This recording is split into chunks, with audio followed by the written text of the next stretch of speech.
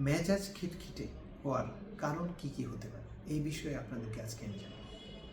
সাধারণত যদি অনেকক্ষণ যাবৎ কেউ খালি পেটে থাকে বা ফাস্টিং বলি আমরা যেটাকে, এটার জন্য মেজাজ খিটখিটে হতে পারে।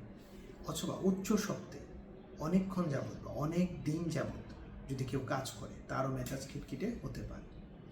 এছাড়া অতিরিক্ত টেনশন বা স্ট্রেস, এটার কারণেও মেজাজ খিটখিটে হতে পারে। আর এছাড়াও কিছু রোগ আছে, যেমন উচ্চ রক্তচাপ, ডায়াবেটিস, এবং অনেক দিন যাবৎ কেউ কোনো রোগে আক্রান্ত, চিকিৎসা করছেন কিন্তু সুস্থতা হয়তো পাচ্ছেন না, তারও মেজাজ খিটখিটে হতে পারে। এখন এটার জন্য আমরা কী সমাধান করতে পারি?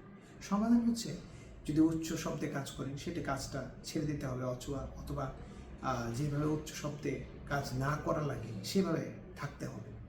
দ্বিতীয়ত হচ্ছে, আপনার টেনশন যদি থাকে, টেনশনের সেই সমাধান করতে হবে, কারণটা সমাধান করতে হবে।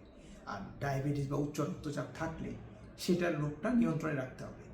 তাছাড়া অনেকের কোলেস্টেরল বেশি থাকার কারণেও কিন্তু মেজাজ খিটখিটে থাকে। সেই ক্ষেত্রে কোলেস্টেরলের মাত্রা নিয়ন্ত্রণে আনতে হবে। ধন্যবাদ সবাইকে।